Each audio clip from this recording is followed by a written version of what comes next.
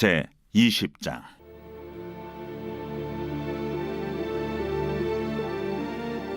여호와께서 모세에게 말씀하여 이르시되, 너는 이스라엘 자손에게 또 이르라. 그가 이스라엘 자손이든지 이스라엘에 거류하는 거류민이든지 그의 자식을 몰렉에게 주면 반드시 죽이되 그 지방 사람이 돌로 칠 것이요 나도 그 사람에게 진노하여 그를 그의 백성 중에서 끊으리니 이는 그가 그의 자식을 몰렉에게 주어서 내 성소를 더럽히고 내 성호를 욕되게 하였습니다. 그가 그의 자식을 몰렉에게 주는 것을 그 지방 사람이 못 본 채하고 그를 죽이지 아니하면 내가 그 사람과 그의 권속에게 진노하여 그와 그를 본받아 몰렉을 음란하게 섬기는 모든 사람을 그들의 백성 중에서 끊으리라. 접신한 자와 박수무당을 음란하게 따르는 자에게는 내가 진노하여 그를 그의 백성 중에서 끊으리니 너희는 스스로 깨끗하게 하여 거룩할지어다. 나는 너희 하나님 여호와이니라. 너희는 내 규례를 지켜 행하라. 나는 너희를 거룩하게 하는 여호와이니라. 만일 누구든지 자기의 아버지나 어머니를 저주하는 자는 반드시 죽일지니 그가 자기의 아버지나 어머니를 저주하였은즉 그의 피가 자기에게로 돌아가리라. 누구든지 남의 아내와 간음하는 자 곧 그의 이웃의 아내와 간음하는 자는 그 간부와 음부를 반드시 죽일지니라. 누구든지 그의 아버지의 아내와 동침하는 자는 그의 아버지의 하체를 범하였은즉 둘 다 반드시 죽일지니 그들의 피가 자기들에게로 돌아가니라. 누구든지 그의 며느리와 동침하거든 둘 다 반드시 죽일지니 그들이 가증한 일을 행하였습니다. 그들의 피가 자기들에게로 돌아가니라. 누구든지 여인과 동침하듯 남자와 동침하면 둘 다 가증한 일을 행함인즉 반드시 죽일지니 자기의 피가 자기에게로 돌아가리라. 누구든지 아내와 자기의 장모를 함께 데리고 살면 악행인즉 그와 그들을 함께 불살을지니 이는 너희 중에 악행이 없게 하려 함이니라. 남자가 짐승과 교합하면 반드시 죽이고 너희는 그 짐승도 죽일 것이며 여자가 짐승에게 가까이하여 교합하면 너는 여자와 짐승을 죽이되 그들을 반드시 죽일지니 그들의 피가 자기들에게로 돌아가리라.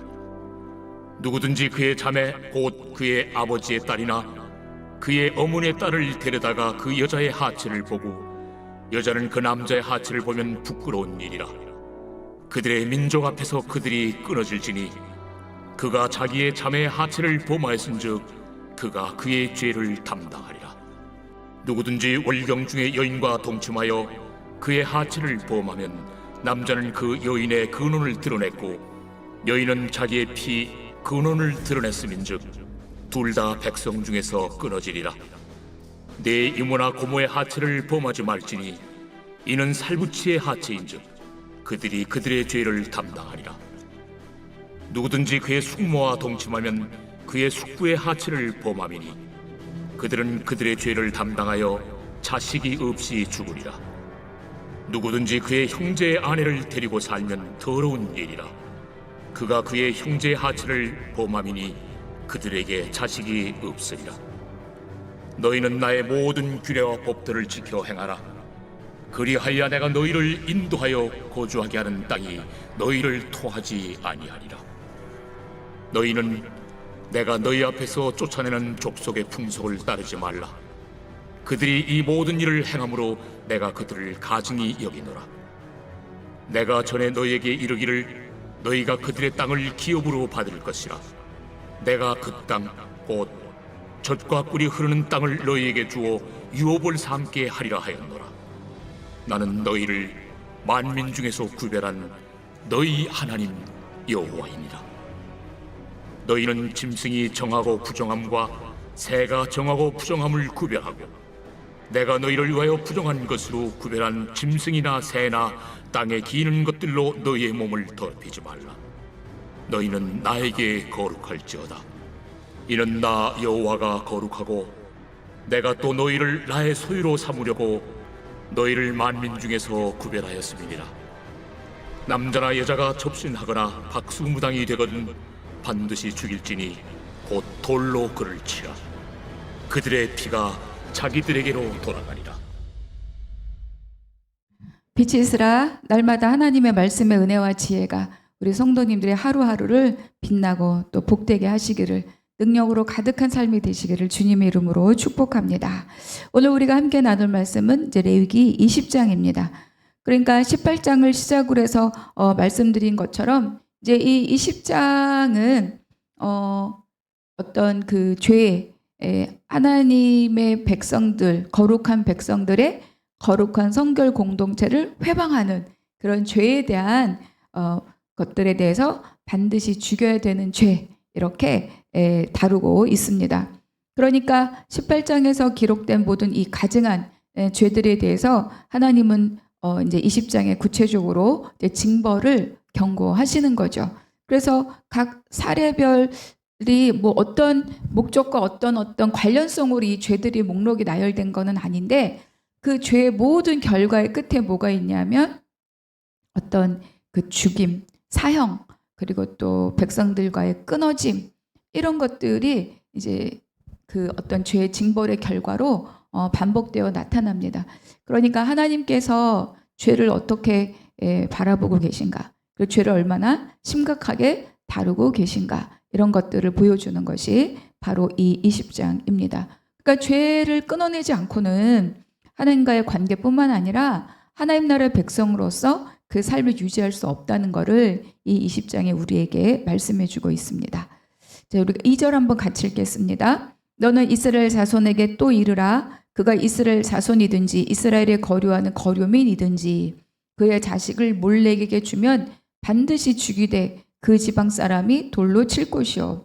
그러니까 이 몰렉에게 자녀를 불로 지나게 하는 이 인신제사를 드리는 자는, 해당자는 자뿐만 아니라 또 그 자가 있는 그 지역뿐만 아니라 그것을 방치한 모든 사람들까지 하나님은 강력한 징벌을 말씀해 주고 있어요.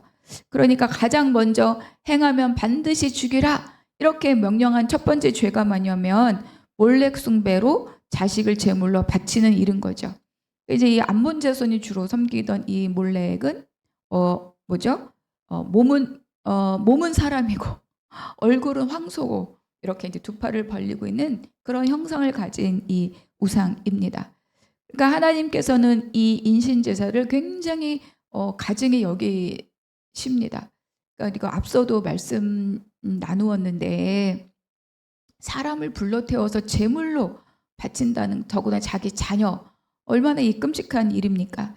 그러니까 이 인신 제사를 굉장히 가증히 여기고 그것을 방조한 자들까지도 다 돌로 쳐 죽이라, 이렇게 명령하시면서 하나님이 이 인신 제사를 얼마나 악하게 보시는지를 말씀해 주고 있어요.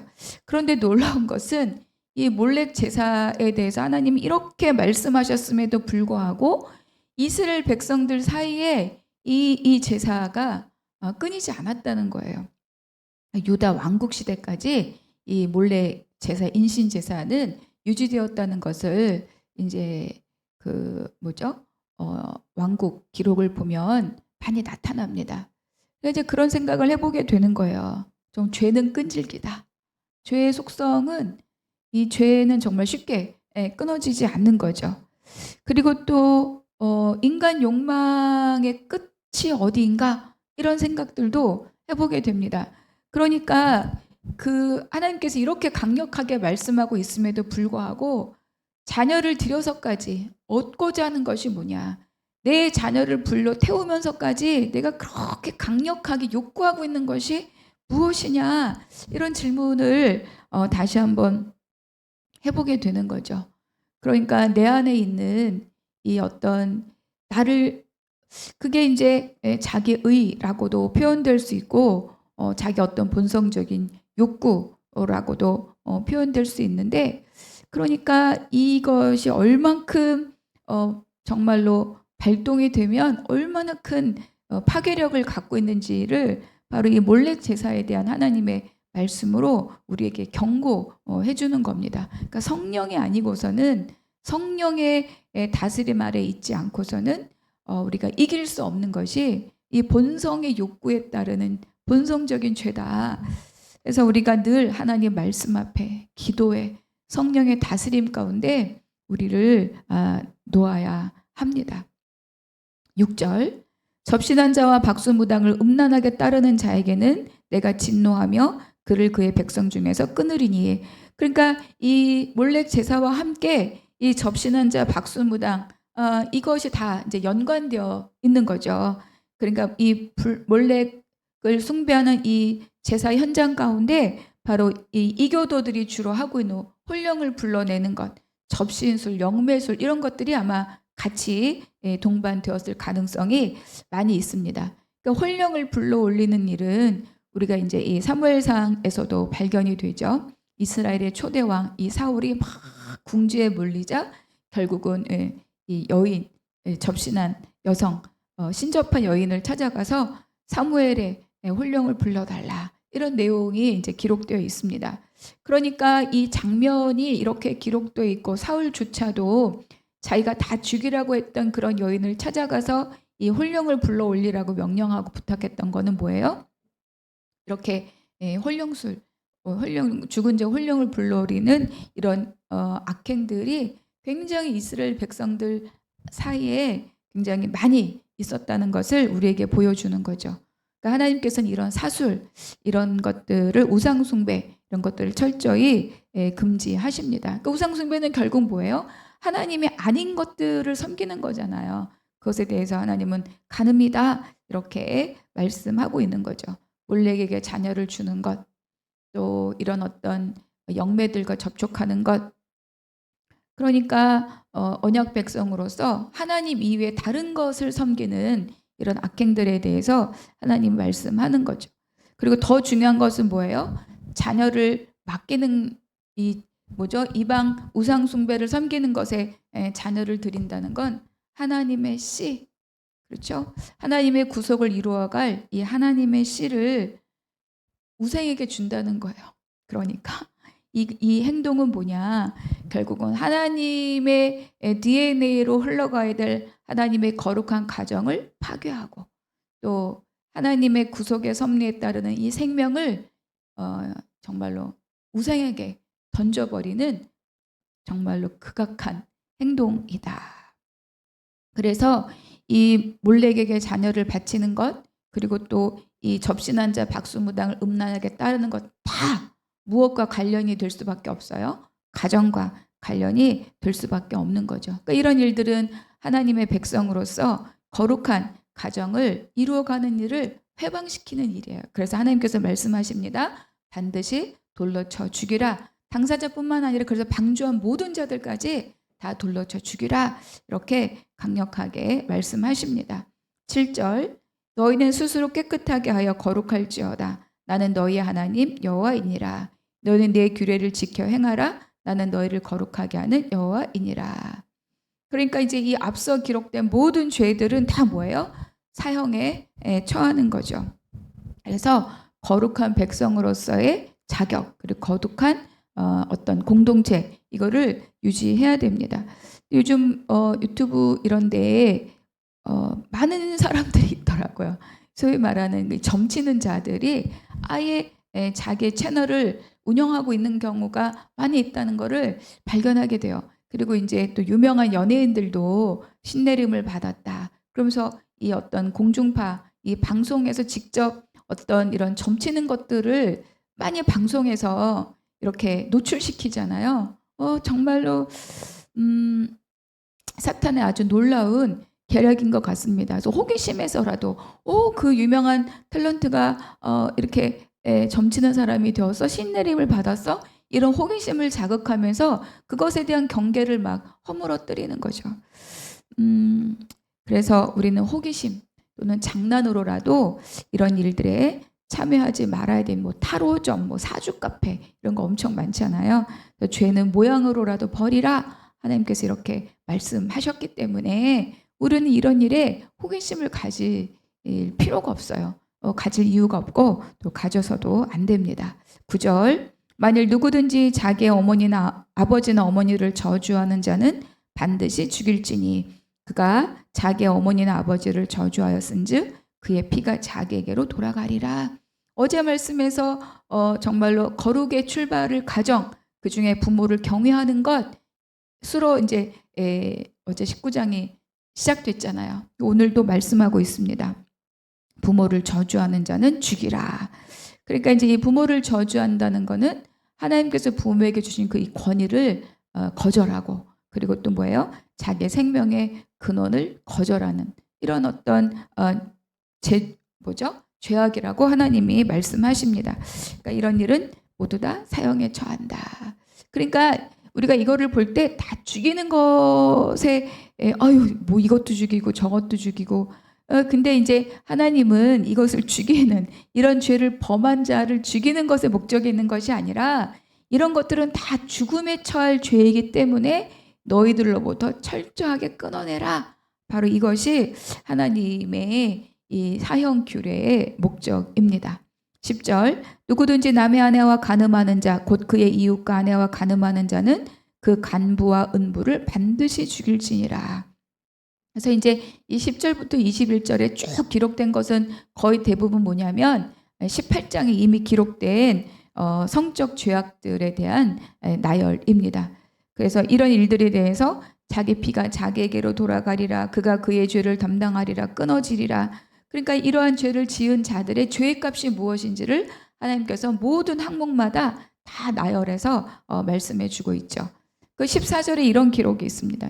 이런 징벌의 목적이 뭐냐? 이렇게 다 죽음으로 값을 치르게 하는 목적이 뭐냐? 너희 중에 악행이 없게 하려 함이라. 아까 말씀드린 것처럼 죽이는 게 목적이 아니라 이 백성들 안에서 죄를 끊어내고 하나님의 거룩한 공동체를 유지하고 그것을 확장시키는 것이 바로 이 징벌의 목적이다. 21절과 22절, 누구든지 그의 형제 아내를 데리고 살면 더러운 일이라. 그가 그의 형제의 하체를 범함이니 그들에게 자식이 없으리라. 너희는 나의 모든 규례와 법도를 지켜 행하라. 그리하여 내가 너희를 인도하여 거주하게 하는 땅이 너희를 토하지 아니하리라. 이제 이 자식이 없으리라. 그러니까 그 가문의 모든 대가 끊어지는 거죠.